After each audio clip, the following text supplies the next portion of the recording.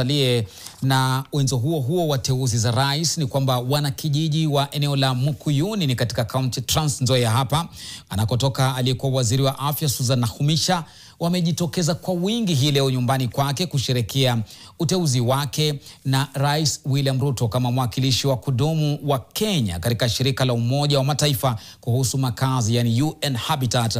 Wanakijiji hao, mtazamaji, walijitokeza hii leo kwa shangwe na mbwembwe wakisherekea kuteuliwa huko hapo jana na Rais William Ruto, wakisema kwamba hatua hiyo imeonyesha heshima kwa jamii ya Mulembe na imani kwa uongozi wa wanawake nchini. Wakazi wa kaunti Trans Nzoia na familia yake ikiongozwa na mamake Concepta Wafula ilisema kwamba uteuzi huo umeleta matumaini makubwa kwa familia hiyo, wakisema kwamba mwanao Susan Nakhumicha ataendelea na ukakamavu wake katika kazi yake na kuipeperusha bendera ya Kenya juu na juu zaidi.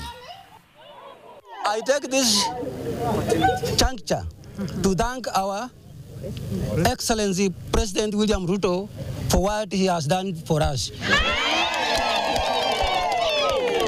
I think people of Mukuyuni, people of Second Ward, people of Community Ward, yes, our destiny has reached. Na kama wana Trans Nzoia tuna wingi wa furaha isiyokuwa na kifani kwa jinsi ambavyo Mungu ametutendea jambo la kipekee kwa kuweza kumteua dada yetu Susan Nakhumicha katika nafasi ile ambayo amepewa. Hakika vile wametangaza tu jana kwa TV hapa kwa Mukuyuni, nimelala saa 8 ya usiku na watu. Mungu aendelee kutenda. Amina. Mtoto yangu Susan Nakhumicha ako na maono ya mbele.